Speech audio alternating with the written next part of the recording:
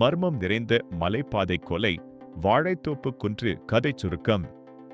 இது ஒரு பனி படர்ந்த மலை கிராமத்தில் நடந்ததாக சொல்லப்படும், இன்று வரை மர்மமாகவே இருக்கும் ஒரு உண்மை சம்பவம்.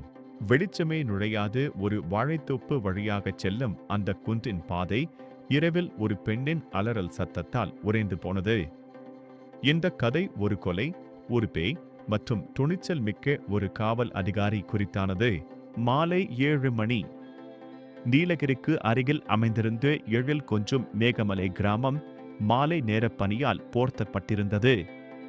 அந்த இரவில்தான் நகரில் பலரும் அறிந்த தைரியமான பெண் பத்திரிகையாளர் காஞ்சனா ஒரு முக்கியமான பேட்டியை முடித்துவிட்டு தனது பழைய ஜீப்பில் ஊருக்கு திரும்பிக் கொண்டிருந்தாள்.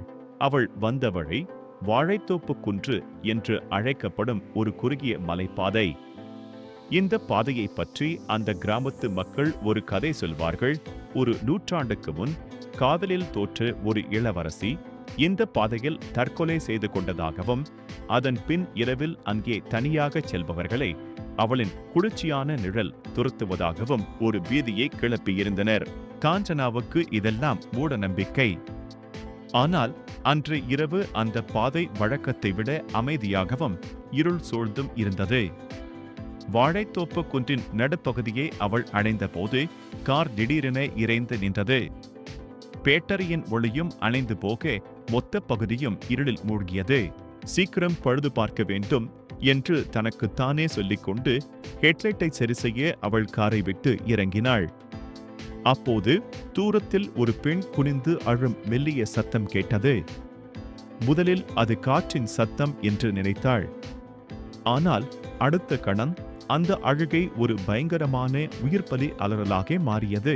அலறல் வந்த திசையில் திரும்பிய காஞ்சனா குன்றின் உச்சியிலிருந்து பனி மூட்டத்திற்கிடையே மெல்லிய வெள்ளை நிற ஆடை அணிந்த ஒரு உருவம் எந்த சத்தமுமின்றி காற்றின் வேகத்தில் தன்னை நோக்கி நகர்ந்து வருவதை கண்டாள்.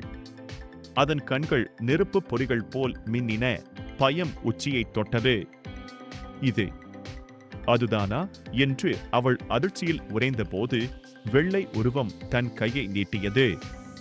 அந்த கையின் நகங்கள் நீண்டும் கூர்மையாகவும் இருந்தன.